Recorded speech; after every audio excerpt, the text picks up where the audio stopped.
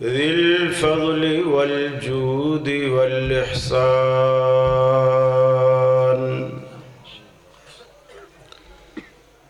ذي الكرم والمغفرة والامتنان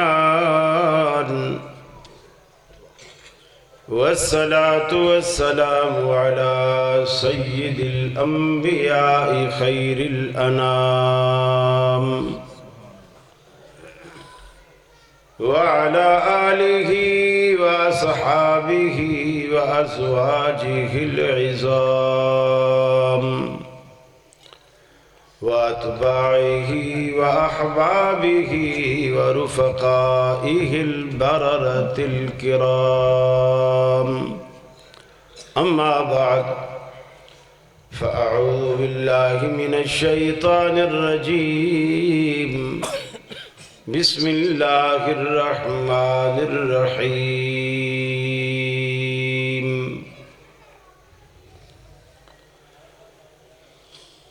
وإذ أخذ الله ميثاق النبيين لما آتيتكم من كتاب وحكمة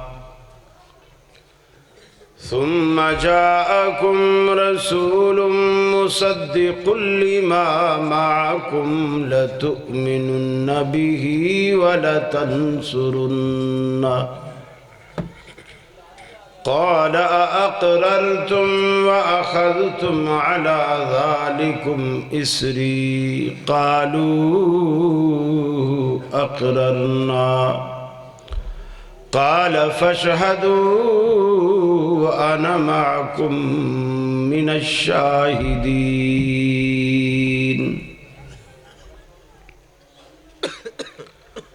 عن عائشة رضي الله تعالى عنها قالت قال رسول الله صلى الله عليه وسلم من أحدث في أمرنا هذا ما ليس منه فهو رد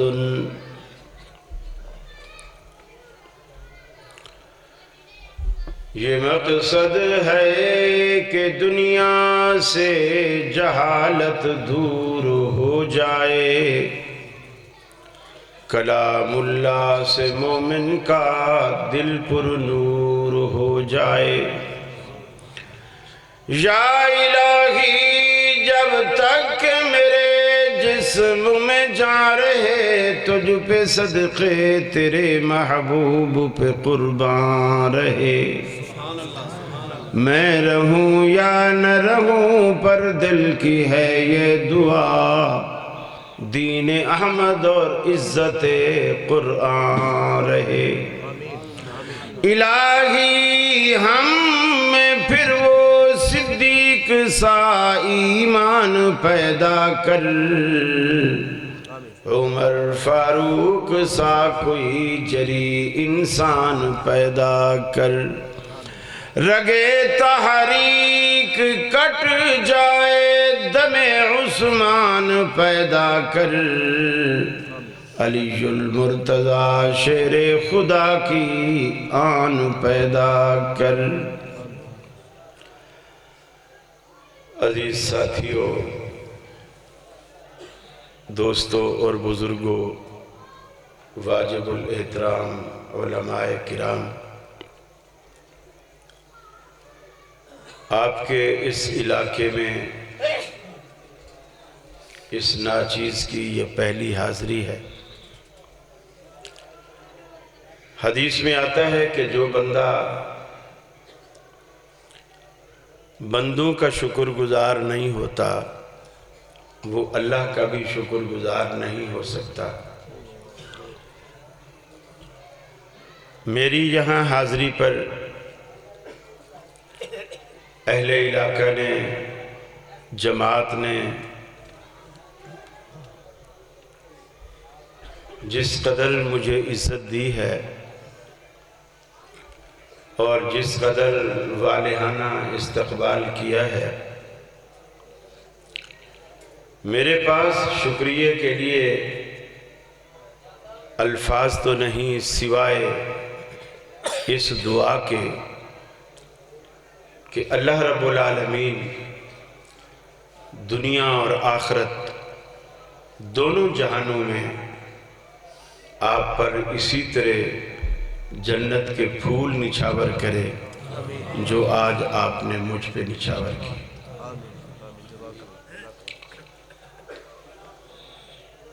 دنیا میں اصل کام ہی یہی ہے، کسی کو عزت دو اور عزت لو، اور اس وقت اس کام کی بہت ضرورت ہے، اس سے محبت بھی بڑھتی ہے، ایک دوسرے کا احترام کرنا سیکھو، چھوٹے اور بڑے کا احترام کرنا سیکھو۔ نبی کریم کے نام پر جب ہم سیرت کے جلسے کرتے ہیں، اس کا بنیادی مقصد یہی ہوتا ہے کہ نبی رحمت صلی اللہ علیہ وسلم کی سیرت کی جھلک ہماری زندگی میں بھی پیدا ہو جائے۔ دیکھیے، ہر جگہ میں نے دیکھا لوگ علماء سے درخواست کرتے ہیں، پرچیاں لکھ کے بھیجتے ہیں، خطیب سے درخواست کرتے ہیں، کل میرا انٹرویو ہے، کل میری فلاں معاملہ ہے، آپ دعا فرمائیے۔ مولوی صاحب دعا کرتے ہیں، لیکن سمندری والوں ایک بات آج پلے باندھ لو، نبی کریم صلی اللہ علیہ وسلم نے پوری زندگی کبھی بھی یہ نہیں فرمایا کہ کسی امام مسجد کی یا خطیب مسجد کی دعا اللہ رد نہیں کرتا، کبھی نہیں فرمایا، لیکن آپ نے یہ ضرور فرمایا کہ دعوت الوالد لولدہ، جب کوئی باپ اپنی اولاد کے لیے دعا کرتا ہے اللہ اسے رد نہیں کرتا۔ تو آپ مولویوں سے تو پرچی لکھ کے درخواست کرتے ہو، ماں باپ سے دعا کیوں نہیں کرواتے؟ جس کی گارنٹی اللہ کے حبیب نے دی ہے کہ ان کی دعا رد نہیں ہوتی، پھر ماں باپ کو پرچی لکھنے کی ضرورت بھی نہیں پڑتی۔ اتنا آسان سسٹم ہے، ابا کام کاج کر کے آیا، تھکا ہوا لیٹا ہے، امی سارا دن گھر کے کام کاج کر کے تھکی ہوئی لیٹی ہے، آپ دعا لینا چاہتے ہیں، آپ کو کہنے کی ضرورت نہیں امی میرے لیے دعا کرو، کل میرا امتحان ہے، کل میرا انٹرویو ہے، نہیں، آپ چارپائی پر 35 سے بیٹھ جائیں، اپنا ہاتھ پاؤں پہ رکھیں اور ایستا ایستا دبانا شروع کر دیں۔ یہ جو دبانا ہے یہ گویا آپ نے دعا والے بٹن پہ ہاتھ رکھ دیا ہے، آپ دباتے جائیں گے اور وہ دعائیں دیتے جائیں گے، جیتے رہو بیٹا، سدا سکھی رہو بیٹا، ترقیاں کرو بیٹا۔ بعض تو بزرگ یہ بھی کہہ دیتے ہیں اللہ کرے میری عمر بھی تمہیں لگ جائے۔ ماں باپ کو دکھایا نہ کرو، ان کی عزت کرو، جن کے سروں پر ماں باپ کا سایہ موجود ہے وہ خوش نصیب ہے، وہ ان کا خیال رکھیں۔ مجھے انتظامیہ کی طرف سے حکم ملا ہے، آپ کے جو پروگرام کا اس کا جو اصل عنوان ہے مقام مصطفیٰ صلی اللہ علیہ وسلم،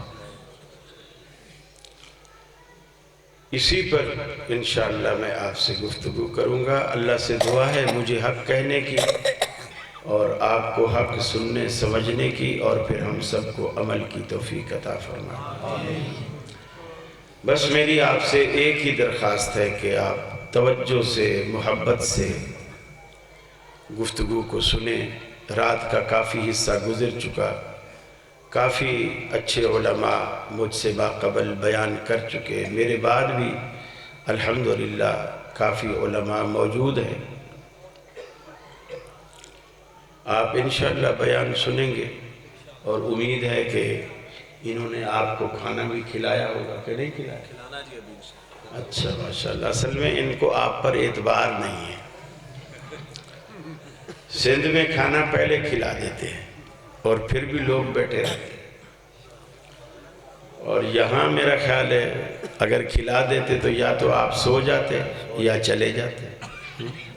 آپ بھی اپنی عادت بدل لیں تو انشاءاللہ انتظامیہ بھی اپنی عادت بدل لے گی انشاءاللہ۔ ویسے بھی انتظار اچھا ہے کھانے کا۔ میں اکثر ایک بات سنایا کرتا ہوں کہ ایک نا بس میں ایک خاتون آ کے بیٹھی، اس کے ساتھ اس کا بچہ بھی تھا، اور برابر سیٹ میں ایک مولوی صاحب آ کے بیٹھے۔ سفر لمبا تھا،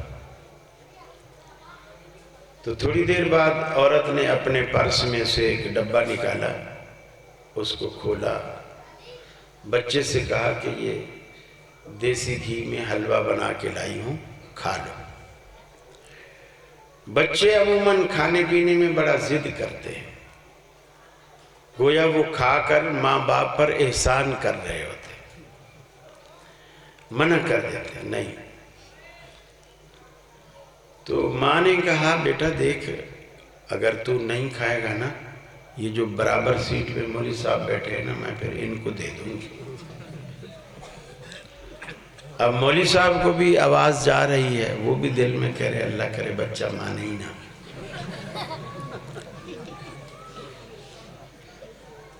جب سفر تھوڑا اور گزر گیا اور ماں نے پھر ٹفن نکالا اور بچے کو اسی طرح کہا، بچے نے پھر انکار کیا اور وہ پرس میں رکھنے لگی، تو اب مولوی صاحب بولے بہن جی جو بھی فیصلہ کرنا ہے جلدی سے کر لو، میں تمہارے حلوے کے چکر میں اپنے گھر سے بھی 2 سٹاپ آگے آ گیا۔ تو جب مولوی حلوے کے چکر میں گھر سے 2 سٹاپ آگے جا سکتا ہے تو گھنٹہ پونا گھنٹہ تو آپ بھی پلاؤ کے چکر میں ہمیں دے ہی سکتے ہیں نا انشاءاللہ۔ اللہ تعالیٰ آپ کو خوش رکھے، اسی طرح ہنستا بستا رکھے، ہمیشہ آپ کی زندگی کو اللہ رب العالمین خوشیوں سے بھر دے۔ دیکھیے ایک وہ ہستی ہوتی ہے جس کو لوگوں نے چنا ہوتا ہے، جیسے کوئی الیکشن سے آگے آتا ہے، عہدہ لے لیتا ہے، لوگ اسے سلیکٹ کرتے ہیں، اور ایک وہ ہستی ہے جسے اللہ نے چنا ہے۔ ظاہر بات ہے دونوں کے رتبے میں بڑا فرق ہے۔ دنیا میں جتنے امام، جتنے پیر، جتنے فقیر اور جتنے منصب والے دنیا میں موجود ہیں، ان سب کو لوگوں نے چنا ہے، لیکن آج جس ہستی کے نام پر ہم کانفرنس کر رہے ہیں وہ اللہ کا چنیدہ ہے، اللہ کا چنا ہوا ہے، محمد صلی اللہ علیہ وسلم۔ اور اللہ کا انتخاب کبھی غلط نہیں ہوتا۔ ہم تو ووٹ دینے کے بعد پھر پچھتاتے بھی ہیں نا، جب ووٹ دے بیٹھتے ہیں، پہلے انہوں نے ووٹ لینے والوں نے جو ہمیں خواب دکھائے ہوتے ہیں کہ یار یہ ہمارا گھر بھی ٹوٹا ہوا ہے، یہ تو کہہ رہا ہے نیا گھر بنا کے دوں گا، ہم ووٹ دے دیتے ہیں، پھر پتہ چلا کہ وہ جو ہمارا پہلا پرانا تھا وہ بھی توڑوا دیا۔ آدمی پریشان ہوتا ہے، پھر آدمی پچھتاتا ہے کہ یار میں نے بس اب آئندہ نہیں دوں گا۔ لیکن اللہ جو ووٹ دیتا ہے جس بھی بندے کو، اس میں آپ کو پچھتاوا نہیں ہوتا. وہ انتخاب ایک دم ایسا صحیح سیدھا سچا اور کھرا ہوتا ہے. اور رسول اکرم کو اللہ تعالیٰ نے وہ امتیاز بخشے کہ کائنات میں کسی پیغمبر کو وہ مقام اور وہ رتبہ اللہ نے عطا نہیں کیا جو آپ کے پیغمبر کو اللہ رب العالمین نے عطا کیا. ہر اعتبار سے جتنے بھی دنیا میں انبیاء آئے نا،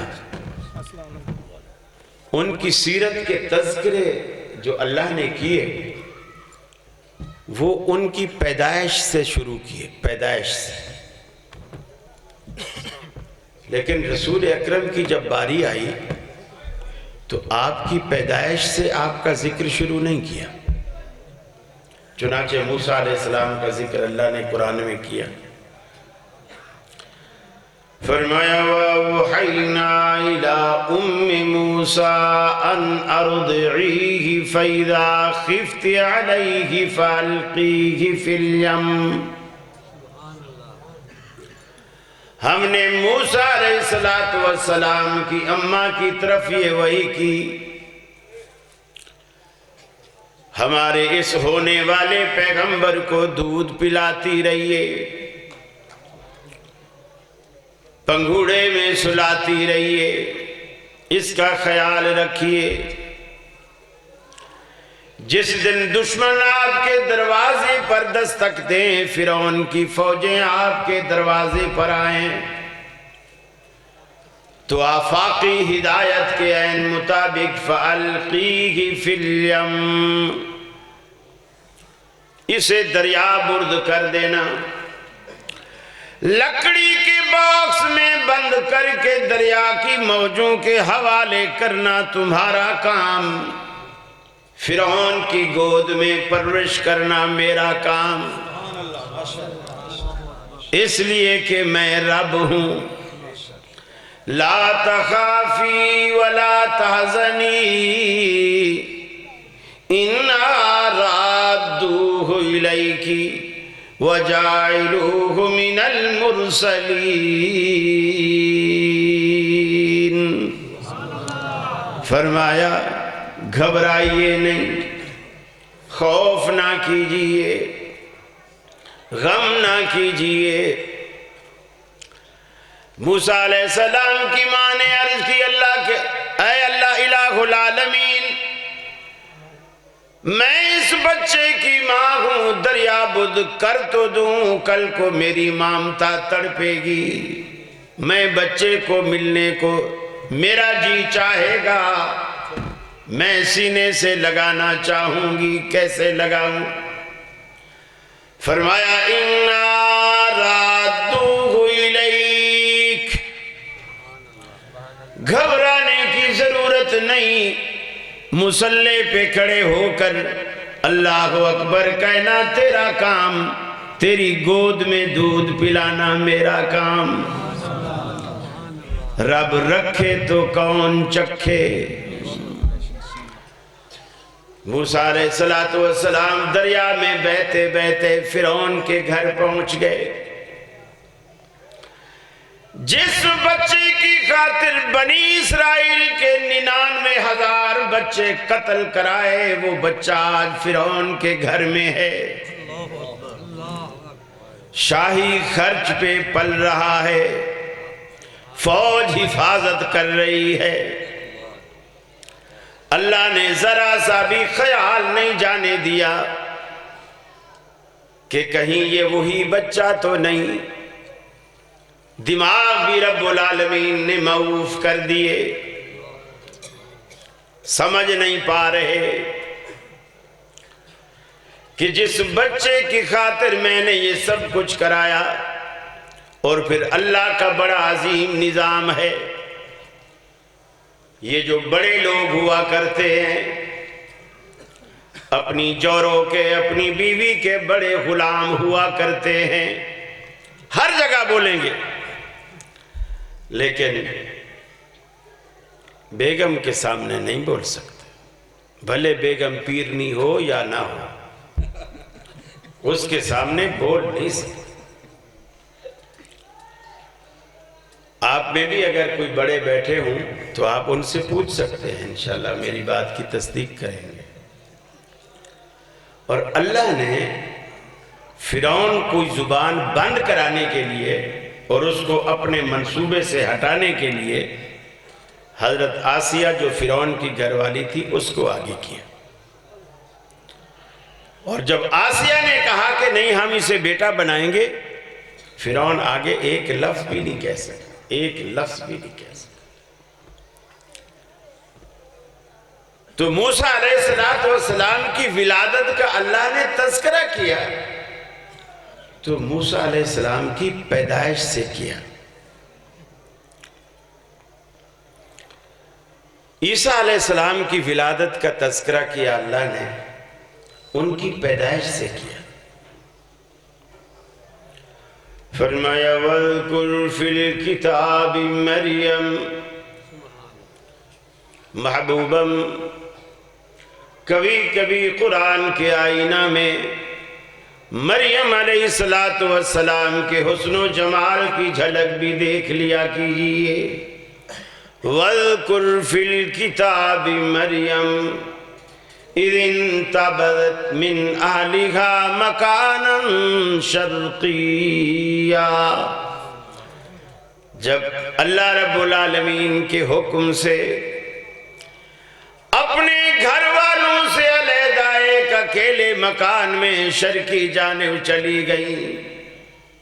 فَاتَّخَذَتْ مِن دُونِهِمْ حِجَابًا فَأَرْسَلْنَا إِلَيْهَا رُوحَنَا فَتَمَثَّلَ لَهَا بَشَرًا سَوِيًّا،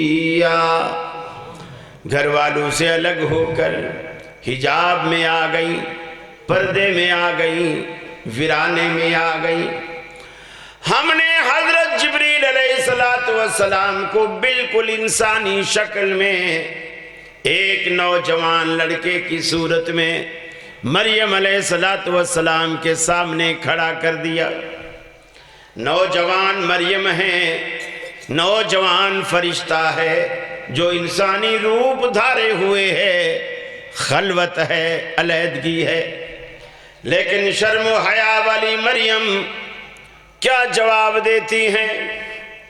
فرشتے کو دیکھتے ہی پریشان ہو جاتی ہیں، مسرور ہونے کے بجائے بے قرار ہو جاتی ہیں۔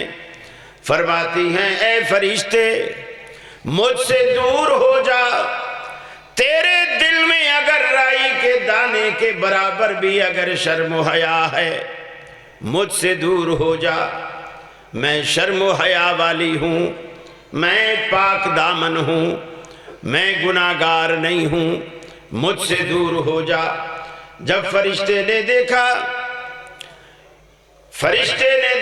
کہ یہ مجھ سے گھبرا رہی ہے، فوراً اپنے بارے میں وضاحت کر کے فرمایا مریم گھبرائیے نہیں، میں انسان نہیں، انا رسول ربک لِأَهْبَ لَكِ غُلَامًا زَكِيًّا، میں اللہ رب العالمین کی طرف سے بھیجا ہوا فرشتہ ہوں، تیرے پاس اس لیے آیا ہوں تاکہ میں پاکیزہ بیٹے کی تمہیں بشارت دوں۔ پاک دامن مریم علیہ السلام کے لیے یہ جملہ بجلی بن کر ان پہ گرا۔ یہ تو پہلے سے بھی زیادہ سخت جملہ تھا، میں کنواری ہوں، میری شادی نہیں ہوئی، مجھے آج تک لم یمسسنی بشر ولم اکو بغیا، آج تک مجھے کسی انسان نے چھوا تک نہیں ہے، کسی انسان نے مجھے ہاتھ بھی نہیں لگایا، اور میں باغی اور بے حیا بھی نہیں ہوں، پھر مجھے بچہ کیسے ہوگا؟ حضرت جبریل نے کہا مریم یہ تو میں بھی نہیں جانتا کیسے ہوگا، لیکن قال کذالک قال ربک هو علی ہین ولنجعلہ آیہ، یہ بات پروردگار عالم نے کہی ہے، کسی مجاور نے تو نہیں کہی نا، اللہ نے کہی ہے۔ اور اللہ کی ہر بات کھری، ہر بات کھری۔ ہاں اگر کسی مجاور نے کہی ہوتی تو سوچا جا سکتا تھا وہ کیسے دے گا، مجاور کے ہاتھ میں تو یہ قدرتیں نہیں ہیں، کسی کو بیٹا نواز دے، کسی کو بیٹی نواز دے۔ اے مریم گھبرائیے نہیں، اللہ نے دینا۔ مریم علیہ السلام بھی اور زیادہ پریشان ہے کہ میں نے آخر قوم میں واپس جانا ہے، قوم کو کیا منہ دکھاؤں گی، یہ بچہ گود میں لے کر قوم کے پاس کیسے جاؤں گی؟ اور زمانہ تو پھر ایسا ہوتا ہے تو وہ تو تانا زنی کے نشتر چلاتا ہے، تانا زنی کے نشتر چلاتا ہے زمانہ، تو وہ تو تانا زنی کے نشتر چلائیں گے۔ میں کس کس کا منہ بند کروں گی؟ جتنی منہ اتنی باتیں، میں کس کس کا منہ بند کروں گی؟ اور پھر یہاں جنگل میں رہنا ہے، یہاں پانی نہیں ہے، یہاں کھانے کی کوئی چیز نہیں ہے، میں یہاں کیسے زندگی گزاروں گی؟ اللہ رب العالمین نے فرمایا مریم گھبرائیے نہیں، یہ جو سامنے کھجور کی سوکھی ٹہنی نظر آ رہی ہے، حُزِّی اِلَيْكِ بِجِزْعِ النَّخْلَةِ تُسَاقِطْ عَلَيْكِ رُطَبًا جَنِيًّا، یہ جو سوکھی ٹہنی تمہیں نظر آ رہی ہے اس کو پکڑ کے ذرا ہلائیے تو صحیح۔ اس سوکھی ٹہنی کو ہلا دینا تیرا کام، سوکھی ٹہنی سے تازہ کھجوریں پیش کرنا میرا کام۔ یہ آپ کے کھانے کا بھی انتظام ہو گیا، اور رہا پینے کا معاملہ تحتا کی سریا، جس وادی میں آپ موجود ہو اس کے نیچے آپ ذرا دیکھو تو صحیح، ہم نے ٹھنڈے اور میٹھے پانی کے چشمے کا انتظام کر دیا۔ اب اللہ رب العالمین نے فرمایا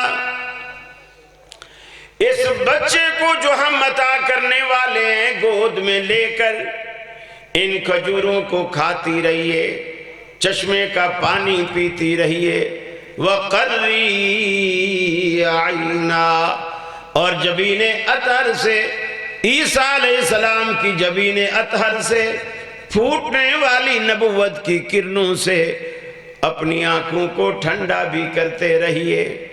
رہا معاملہ قوم کا، جب قوم کے پاس جاؤ قوم سوال کرے گی بچہ کہاں سے لائی ہو، ان کو کچھ بھی جواب نہ دینا، بالکل اپنے بچے کی طرف اشارہ کر کے کہنا کہ اس سے پوچھو کہاں سے آیا، کیسے آیا، کس نے بھیجا۔ چنانچہ جب قوم کے پاس گئی، قوم نے تانا زنی کے نشتر چلائے، اور تانا زنی کے نشتر چلا کر کے کہا یا اخت ہارون، اے ہارون جیسے بے داغ بھائی کی بہن، تو نے یہ کیا گل کھلایا؟ یا اخت ہارون ما کان ابوک امرأ سوء وما کانت امک بغیا، تیرا تو باپ بھی ایسا نہ تھا، تیری تو ماں بھی ایسی نہ تھی، تو نے کنواری ہو کر کے گود بسا لی، کیا گل کھلایا؟ خاندان کے لوگ نسبتیں یاد دلواتے ہیں نا کہ تو فلاں کا بیٹا، فلاں کا بھائی ہو کر تو یہ کام کرتا ہے۔ مریم علیہ السلام کو اسی طرح تانا زنی کے نشتر چلائے گا، خاندانی نسبتیں یاد دلائی گئی۔ چنانچہ مریم علیہ السلام نے آفاقی ہدایت کے عین مطابق کچھ نہیں بولا، بچے کی طرف اشارہ کیا۔ فاشارت الی قالوا کیف نکلم من کان فی المہد صبیا، ساری کی ساری قوم سراپا احتجاج بن کر کہنے لگی مریم کیا تو ہمیں بے وقوف سمجھتی ہے؟ آپ کہتی ہو کہ اس بچے سے پوچھو، وہ بچہ جو ابھی دودھ پیتا ہے، من کان فی المہد صبیا، جو ابھی پنگھوڑے میں لیٹا ہے، گود میں لیٹا ہے، وہ بچہ ہمارے اتنے سنجیدہ سوالوں کے جواب کیسے دے گا؟ کیا تو ہمیں بے وقوف بناتی ہے؟ اللہ رب العالمین نے فرمایا اے عیسیٰ، اگرچہ تیری عمر میں بچے نہیں بولا کرتے، مگر آج تجھے بولنے کی ضرورت ہے، تو بول، اور بول بھی یوں کہ تیرا بولنا میری قدرت کاملہ کا قیامت تک آنے والی نسلوں کے لیے شاہکار بن جائے۔ چنانچہ عیسیٰ علیہ السلام بولے، فرمایا قال انی عبد اللہ، اے دنیا والو، میں مشکوک النسل نہیں، میں عبدیت کاملہ کا تاریخی نشان ہوں۔ انی عبد اللہ، میں تو اللہ کا بندہ ہوں۔ آتانی الکتاب وجعلنی نبیا وجعلنی مبارکا اینما کنت واوصانی بالصلاۃ والزکاۃ ما دمت حیا۔ اللہ نے مجھے بابرکت بھی بنا دیا، مجھے کتاب بھی عطا کر دی، مجھ پر نماز اور زکوٰۃ کی وصیت بھی فرما دی، اور میں جہاں کہیں بھی ہوں اللہ رب العالمین نے مجھے بابرکت بنا دیا۔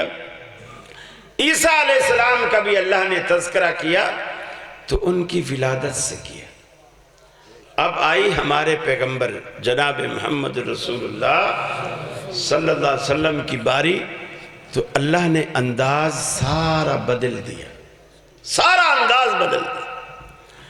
آپ کا تذکرہ اللہ نے قرآن میں آپ کی ولادت سے شروع نہیں کیا، ولادت سے شروع نہیں کیا، بلکہ اس وقت سے کیا جب ابھی دنیا بنی ہی نہیں تھی، دنیا بنی ہی نہیں تھی، اس وقت سے جناب محمد الرسول اللہ صلی اللہ علیہ وسلم کا تذکرہ کیا۔ چنانچہ قرآن کہتا ہے، فرمایا وَإِذْ أَخَذَ اللَّهُ مِيثَاقَ النَّبِيِّينَ لَمَا آتَيْتُكُم مِّن كِتَابٍ وَحِكْمَةٍ۔ وہ پل یاد کرو، وہ لمحہ یاد کرو، وہ وقت یاد کرو جب اللہ رب العالمین نے عالم ارواح میں دنیا میں آنے والے تمام انبیاء کی روحوں کو رب العالمین نے جمع کیا، انبیاء کی روحیں جمع کر کے ان سے ایک سوال کیا، اس میں ایک قرارداد رکھی تمام انبیاء سے۔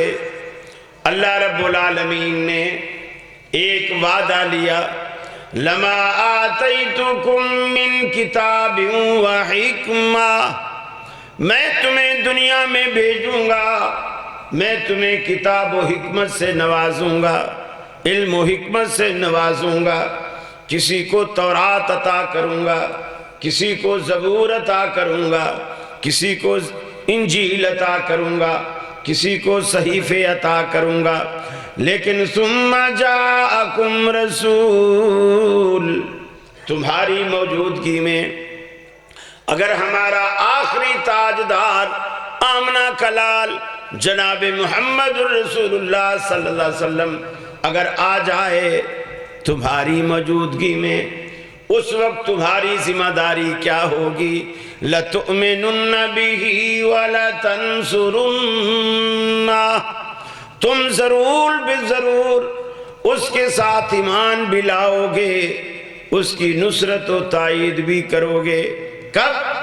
جب تمہاری نبوت چمک رہی ہوگی، تمہاری کتابیں آ چکی ہوگی، پھر اگر تمہارے ہوتے ہوئے ہمارا آخری تاجدار آ جائے تو تم نے اپنی نبوت چھوڑ کے اس کی تائید کرنی ہے، اس کے ساتھ ایمان بھی لانا ہے، تائید بھی اس کی کرنی ہے، اور پھر اسی کا پرچار کرنا ہے۔ اب یہ کہنے کے بعد اللہ نے انبیاء سے کہا، فرمایا قَالَ أَقْرَرْتُمْ، کیا تم نے میری یہ بات مان لی؟ اقرار کرتے ہو؟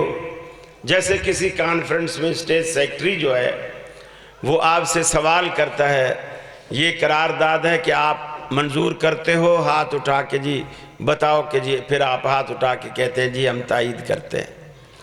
اللہ تعالیٰ نے سوال کیا، اقررتم، کیا تم نے میری یہ قرارداد منظور کر لی؟ قالوا اقررنا، سارے انبیاء نے یک زباں ہو کر کے کہا الہ العالمین، ہم نے دل و جان سے مان لی۔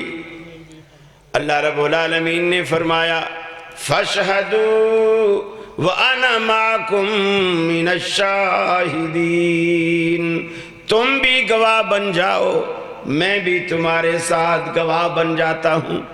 گویا دنیا کے وجود میں آنے سے پہلے اللہ رب العالمین نے یہ بات طے کر دی، اور اللہ نے خود کو بھی گواہ بنا لیا کہ انبیاء کے ساتھ میں بھی اس بات پر گواہ ہوں کہ یہ بات عالم ارواح میں طے پا گئی کہ جب آمنہ کا لال آئے گا پھر کسی کا سکہ نہیں چلے گا سوائے اس کے سکے کے۔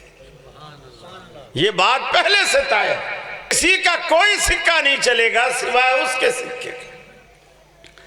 دیکھیے آسان سی بات ہے میرے بھائی، سمجھنے کی بات، توجہ چاہیے آپ کی۔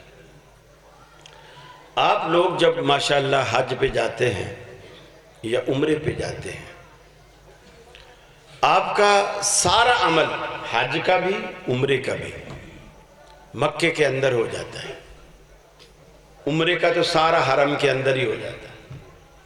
حج کے لیے آپ کو حرم سے باہر تھوڑا عرفات میں، مینا میں، مزدلفہ میں، لیکن وہ بھی مکہ کی حدود کے اندر ہے۔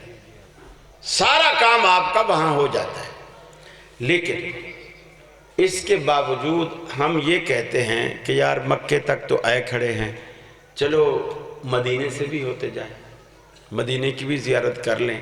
حالانکہ مدینے میں نہ حج ہے نہ مدینے میں عمرہ ہے۔ حج عمرہ مدینے میں نہیں ہے، حتیٰ کہ رسول اکرم صلی اللہ علیہ وسلم بھی جب حج کی نیت سے یا عمرے کی نیت سے آتے تو آپ مدینہ سے مکے کی طرف سفر کرتے۔ مدینے میں حج عمرے کا کوئی رکن موجود نہیں ہے، سارا مکے میں ہے۔ لیکن ہم یہ سوچتے ہیں کہ ہم لاکھوں روپے بھر کر جب مکے تک آئے کھڑے ہیں تو چلو مسجد نبوی کی زیارت بھی کرتے جائیں، روضہ رسول کی زیارت بھی کرتے جائیں، درود و سلام بھی پڑھتے جائیں۔ ہم اس جذبے اور اس محبت کے تحت مکے سے ہو آتے ہیں، یہ بات مدینے سے ہو آتے ہیں، یہ بات آپ اپنے دماغ میں بٹھائیں۔ اب میں ایک سوال اور آپ سے کرتا ہوں۔ نبی کریم صلی اللہ علیہ وسلم کو ہم سے رخصت ہوئے تقریباً آپ جو مشہور جملہ ہے 14 صدیاں بیت گئیں، ویسے تو زیادہ بیت گئیں لیکن مشہور جملہ ہے کہ 14 صدیاں بیت گئیں، اور ٹھیک رسول اللہ صلی اللہ علیہ وسلم کے دنیا سے رخصت ہونے کے بعد امام ابو حنیفہ رحمہ اللہ یہ تقریباً 70 سال بعد پیدا ہوتے ہیں۔ 70 سال بعد پیدا ہوتے ہیں۔ آپ ان کے بچپن، لڑکپن، جوانی، پھر پڑھنے کی عمر، یہ ساری ملا کے آپ 25-30 سال یہ بھی لگا دو۔ 70 سال رسول اللہ صلی اللہ علیہ وسلم کے بعد پیدائش ہوئی، 25-30 سال یہ پڑھنے کے لگا لو تو پورا 100 سال ہو گیا، پورا 100 سال ہو گیا۔ تو نبی کریم کے بعد 1 صدی گزرنے کے بعد امام صاحب تیار ہو گئے، امام بن گئے۔ اب امام تک جانے کے لیے، اب سے وہاں تک جانے کے لیے کتنا صدی کا فاصلہ ہے؟ 13 سال، کیونکہ یہ 100 سال بعد آئے، 13 صدیوں کا، اور رسول اللہ صلی اللہ علیہ وسلم تک جانے کے لیے 14 صدیوں کا۔ بیچ میں فرق کتنی صدی کا ہے؟ 1 صدی کا۔ امام صاحب ہیں کوفے میں، امام ابو حنیفہ رحمۃ اللہ علیہ کوفے کے ایرانی ہیں، اور محمد رسول اللہ صلی اللہ علیہ وسلم مدینے میں ہیں۔ کوفے تک جانے کے لیے آپ 13 صدیوں کا سفر کرتے ہیں، باقی مدینے تک جانے کے لیے کتنا صدی رہ گئی؟ 1 صدی۔ توجہ سے سنیے گا، کوفے تک جانے کے لیے آپ 13 صدیوں کا سفر کرتے ہیں، اس لیے کہ امام ابو حنیفہ رحمۃ اللہ علیہ کا مسئلہ، ان کا مسلک، ان کی فقہ، ان کا دین، ان کے فتاوے، ان کے اجتہادات وہ مجھے حاصل ہوں، اس کے لیے آپ 13 صدیوں کا سفر کرتے ہیں۔ اب رسول اللہ تک جانے کے لیے باقی 1 صدی رہتی ہے۔ اب میرا سوال آپ سے یہ ہے کہ امام ابو حنیفہ رحمۃ اللہ علیہ کا علم، ان کا تقوی، ان کا فضل، ان کی فیوض و برکات، ان کے اجتہادات وہ اس قابل ہے کہ آپ ان کے لیے 13 صدیوں کا سفر گوارا کرتے ہیں، تو کیا آمنہ کے لال کا علم اور تقوی اس قابل بھی نہیں کہ آپ ان کے لیے مزید 1 صدی کا سفر کر لیں؟ مکے تک تو آپ گئے کھڑے ہیں، آپ کہتے ہیں اب 3-4 گھنٹے کا سفر ہے، ٹیکسی کرائیں گے، مدینے سے ہو لیں گے۔ تو اب آپ کوفے تک تو گئے کھڑے ہیں، 13 صدیوں کا سفر آپ نے کر لیا، تو آگے مدینے تک 1 صدی کا سفر اور کر لیں۔ ارے کوفے کے امام کے لیے 13 صدیوں کا سفر گوارا ہے، اور کائنات کے امام کے لیے 1 صدی کا سفر بھی گوارا نہیں۔ کیا یہ ایمان ہے آپ کا؟ یہ ہمارا ایمان ہے۔ جس ہستی کو آپ نے چنا اس کے لیے 13 صدیوں کا سفر کر رہے ہیں، اور جس ہستی کو اللہ نے چنا اس کے لیے 1 صدی کا سفر بھی آپ کو قبول نہیں۔ یہ سوچئے گا، تنہائی میں بیٹھ کے، خلوت میں بیٹھ کے سوچئے گا کہ کراچی والا آپ سے کچھ سوال کر کے گیا تھا، اپنے مولویوں سے بھی پوچھئے گا، وہ بھی بتائیں گے آپ کو۔ آپ سوچئے گا، انشاءاللہ دیکھیے، جب دین پیچھے والوں سے لینا ہے تو آخر تک آپ کیوں نہیں جا رہے؟ آخر تک کیوں نہیں جا رہے؟ اب لوگ آپ کو دھوکہ دیں گے اور کہیں گے کہ بھی دیکھو، یہ جو آج کل کے 14ویں صدی کے جو مولوی ہیں، امام ابو حنیفہ رحمۃ اللہ علیہ ان سے بہتر تھے کہ نہیں تھے؟ ہر کوئی بولے گا بہتر تھے۔ مجھ سے بھی کوئی پوچھے گا کہ تم سے امام صاحب بہتر تھے یا نہیں تھے، میں بھی بولوں گا مجھ سے بہتر تھے۔ ہر کوئی بولے گا بہتر تھے۔ تو پھر ہم آپ کی کیوں مانیں، ہم ان کی کیوں نہ مانیں؟ میں کہتا ہوں تو نے سوال ہی غلط کیا ہے۔ میرا تو امام صاحب سے کوئی مقابلہ ہی نہیں ہے، میں تو ان کے پاؤں کی خاک کے برابر بھی نہیں ہوں، میرا تو کوئی مقابلہ نہیں ہے۔ آپ 14ویں صدی کو پہلی صدی سے ملا رہے ہو۔ سوال اصل یہ ہے، محمد الرسول اللہ صلی اللہ علیہ وسلم کا زمانہ، آپ کی ذات وہ بہتر ہے یا 100 سال بعد امام صاحب کا زمانہ؟ اب میں آپ سے سوال کرتا ہوں، نبی پاک کا زمانہ بہتر ہے، اور آپ نے خود فرمایا، آپ نے فرمایا خیر القرون قرنی، سب سے بہترین زمانہ میرا زمانہ۔ پھر فرمایا ثم الذین یلونہم، پھر میرے صحابہ کا زمانہ، ثم الذین یلونہم، پھر جو ان کے قریب یعنی تابعین کا زمانہ۔ گویا سب سے بہتری میرے زمانے میں ہے۔ جیسے جیسے لوگ میرے زمانے سے دور ہوتے چلے جائیں گے، اس بہتری میں کمی آتی چلی جائے گی، کمی آتی چلی جائے گی۔ جب آپ پیچھے جا ہی رہے ہیں تو آپ 1300 سال پیچھے نہ جائیں، 1400 سال پیچھے جائیں، 1 صدی کا سفر اور بھی کر لیں، اور نبی تک جا کر پھر آپ بات کریں۔ اب آپ دیکھیے رسول اکرم صلی اللہ علیہ وسلم نے کیا فرمایا۔ حدیث میں آتا ہے، بخاری کی روایت ہے، جب اللہ تعالیٰ نے آپ کو یہ نہیں بتایا تھا کہ آپ تمام دنیا میں تمام لوگوں سے آپ افضل ہیں، اس وقت آپ صحابہ کرام سے کہا کرتے تھے کہ مجھے موسیٰ علیہ السلام پر فضیلت نہ دو، مجھے موسیٰ علیہ السلام پر فضیلت نہ دو۔ پھر آپ فرماتے تھے کہ جب قیامت کا دن ہوگا، دوسری دفعہ سور پھونکا جائے گا، پہلی دفعہ پھونکا جائے گا تو دنیا ختم ہو جائے گی، جب دوسری دفعہ پھونکا جائے گا تو دنیا پھر سے آباد ہوگی۔ تو فرمایا جب دوسری دفعہ سور پھونکا جائے گا تو آپ نے فرمایا سب سے پہلے میں اٹھوں گا، سب سے پہلے میں اٹھوں گا، لیکن جب میں اٹھوں گا تو میں دیکھوں گا موسیٰ علیہ السلام اللہ کا عرش کا پایا تھامے کھڑے ہوئے ہیں۔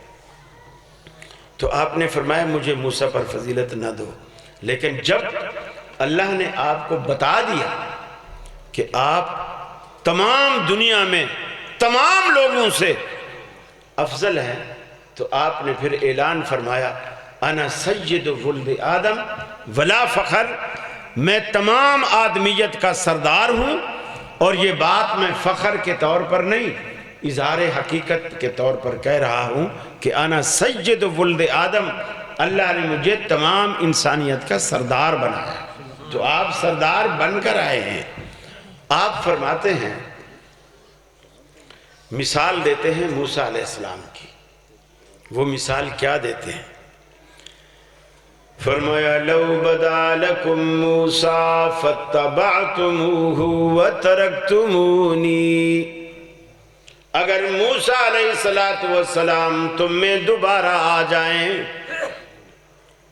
لو بدا لکم موسیٰ، موسیٰ علیہ السلام تم میں دوبارہ آ جائیں، فاتبعتموہ، اور تم اس کی پیروی شروع کر دو، وَتَرَكْتُمُونِي، اور میں محمد صلی اللہ علیہ وسلم کو چھوڑ دو، لَضَلَلْتُمْ عَنْ سَوَاءِ السَّبِيلِ، اللہ کے سچے پیغمبر موسیٰ علیہ السلام کی پیروی میرے آنے کے بعد تمہیں گمراہ کر دے گی۔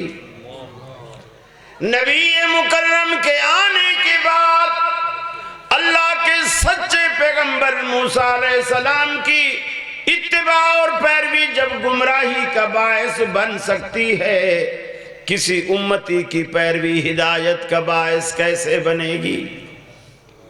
ابھی نہیں، گھر میں جا کے سوچئے گا، گھر میں جا کے سوچئے گا۔ حضرت عمر فاروق تورات کا ایک ورق، ایک صفحہ لے کر کے آئے، اللہ کے رسول کے سامنے پڑھنے لگے، آپ کا غصے سے ایک رنگ آئے ایک رنگ جائے۔ صدیق اکبر نے دیکھا اور حضرت عمر سے کہا، عمر اللہ کے رسول کے چہرے کو نہیں دیکھتے ہو، کیسے غضبناک ہو رہا ہے؟ سیدنا فاروق اعظم نے تورات کے ورق کو ایک طرف رکھا اور فرمایا رضیت باللہ ربا وبالاسلام دینا وبمحمد نبیا، میں اللہ کے رب ہونے پر، اسلام کے دین ہونے پر اور محمد صلی اللہ علیہ وسلم کے رسول ہونے پر راضی ہوں۔ اللہ کے رسول میں تو صرف تصدیق کے لیے یہ تورات کا ایک صفحہ صرف تصدیق کے لیے لے کر کے آیا تھا، میں کوئی اس پر عمل کرنا نہیں چاہتا۔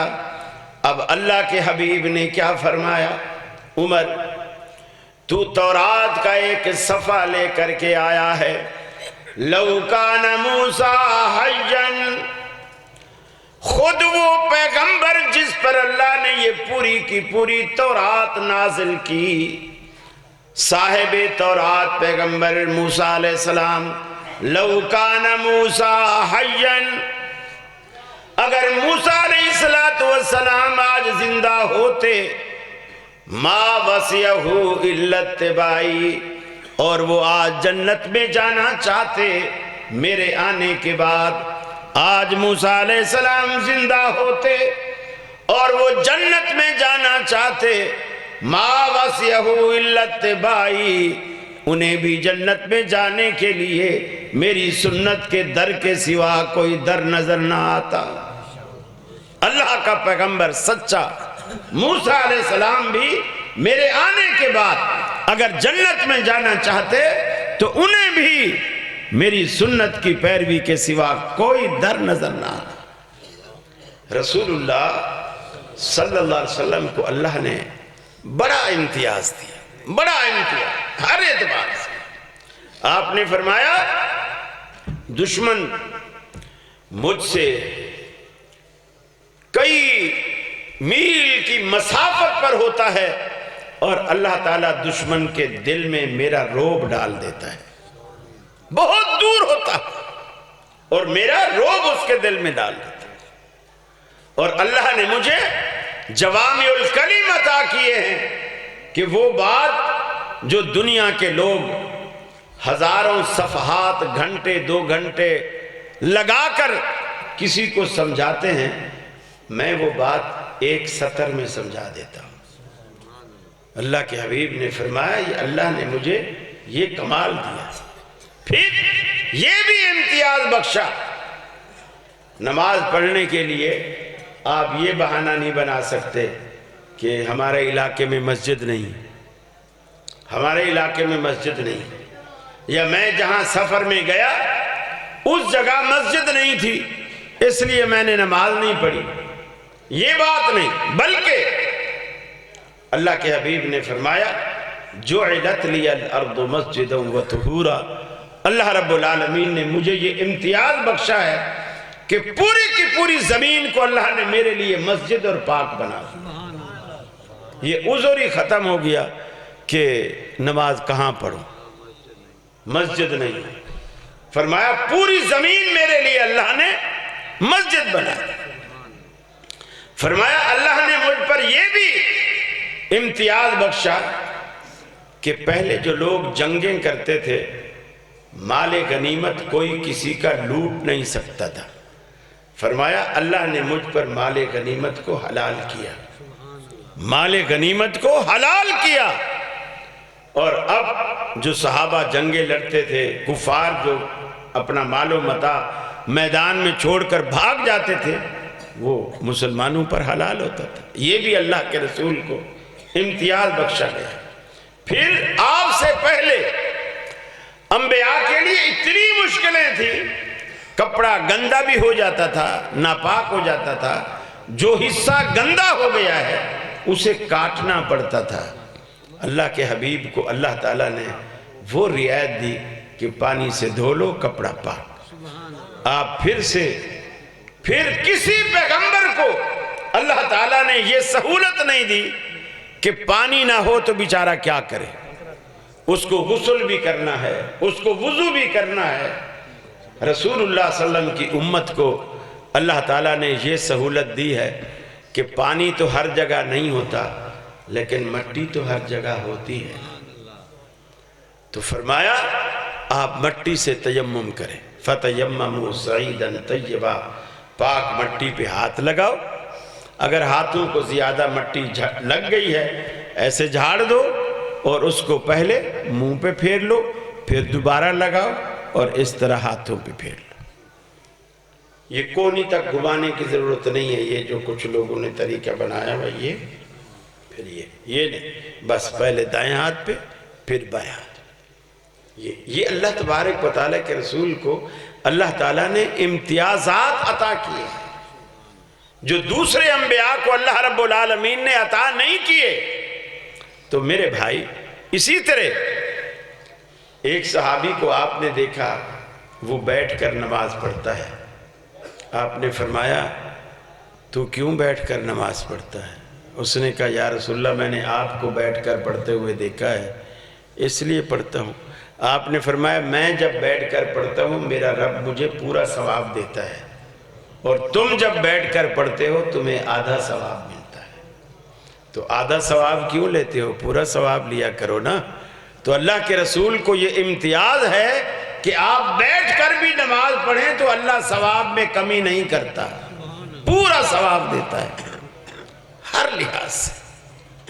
تو اس لیے دنیا میں کوئی ایک میرا بتائیے گا وقت میرا کتنا رہے گی، کیونکہ میرے پاس گھڑی نہیں ہے، یعنی 5 منٹ باقی۔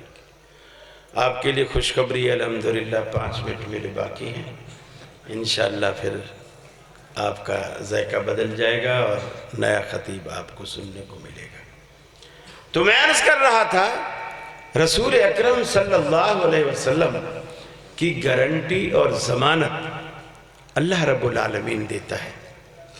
باقی دنیا میں کوئی ہستی ایسی نہیں ہے جس کی ضمانت اللہ دیتا ہو کہ یہ جو کرے اس کا میں ذمہ دار ہوں۔ رسول جو کرے جو کہے اللہ اس کا ذمہ دار ہے، اس لیے کہ اللہ نے اسے بھیجا ہے، اللہ نے اسے مبعوث کیا ہے۔ اور پھر جن لوگوں کو اللہ کے رسول نے چنا ہے اپنے بعد، ان کا بھی وہی مقام اور رتبہ ہے، ان کا بھی وہی مقام اور رتبہ ہے جس کو اللہ کے حبیب نے اپنے بعد چنا ہے۔ جیسے آپ کا مصلی خالی ہوا تو آپ نے فرمایا مرو ابا بکر فلیصلی بالناس، ابو بکر سے کہو کہ وہ لوگوں کو نماز پڑھائے، لوگوں کو نماز پڑھائے۔ میرے بھائی، یہ جو نبی کریم کی ذات اقدس ہے، یہ 5 منٹ پہ میں آپ کو آخری ایک حدیث سنا کر بات کو ختم کروں گا۔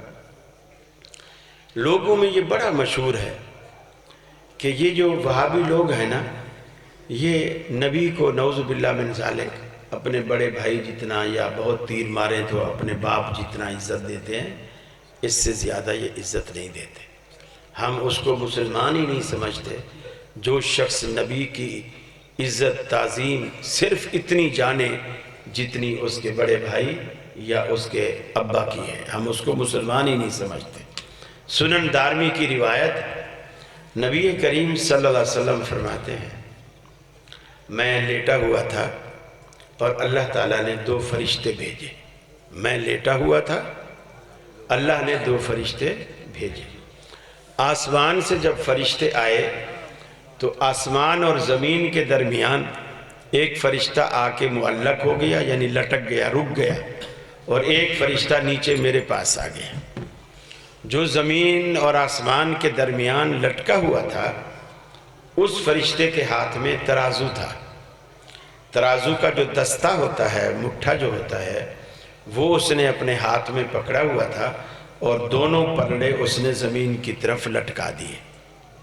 اب نیچے والے فرشتے سے اوپر والا پوچھتا ہے جس ہستی کی طرف ہمیں بھیجا گیا ہے کیا وہ یہی ہستی ہے؟ نیچے والے نے کہا ہاں، اللہ نے ہمیں جس ہستی کے پاس بھیجا ہے وہ یہی ہستی ہے۔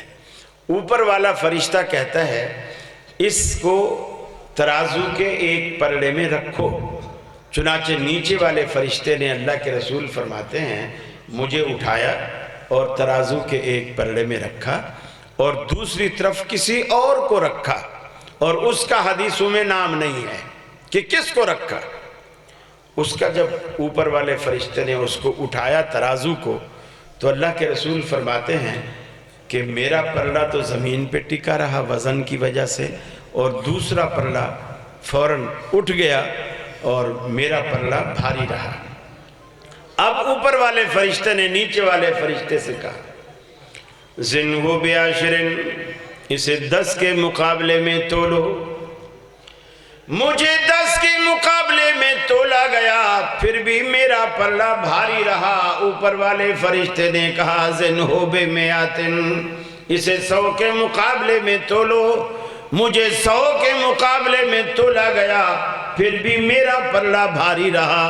اوپر والے فرشتے نے کہا زنہو بألفن، اسے 1000 کے مقابلے میں تولو۔ مجھے 1000 کے مقابلے میں تولا گیا۔ اللہ کے حبیب فرماتے ہیں پھر بھی میرا پلڑا بھاری رہا۔ اب نیچے والا فرشتہ اوپر والے فرشتے سے کہتا ہے ارے بھائی، کس ہستی کا وزن تو کن لوگوں کے ساتھ کرا رہا ہے؟ کبھی 1 کے مقابلے میں، کبھی 100 کے مقابلے میں، کبھی 10 کے مقابلے میں، کبھی 1000 کے مقابلے میں۔ واللہ لو وزنتہو بامتہ لرجعہا، اللہ کی قسم اگر پوری کائنات کے مقابلے میں بھی تولے گا پھر بھی آمنہ کے لال کا پلڑا بھاری رہے گا۔ ساڈا پیر محمد جیڑا آمنہ دلال وے، تیرا بھی کوئی ہے تے ایسا مینوں بھی وکھال وے۔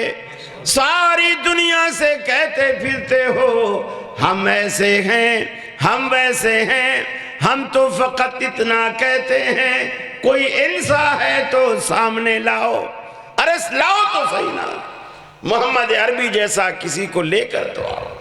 یہ ہے اصل جو بنیادی نکتہ میری ساری تقریر کا لب لباب، کہ محمد عربی صلی اللہ علیہ وسلم جیسا اللہ نے کائنات میں دوسرا پیدا ہی نہیں کیا، نہ شان کے اعتبار سے، نہ ذات کے اعتبار سے، نہ صفات کے اعتبار سے، نہ تقوی کے اعتبار سے، اور نہ علم کے اعتبار سے، کسی اعتبار سے نبی کا کوئی شخص مقابلہ نہیں کر سکتا۔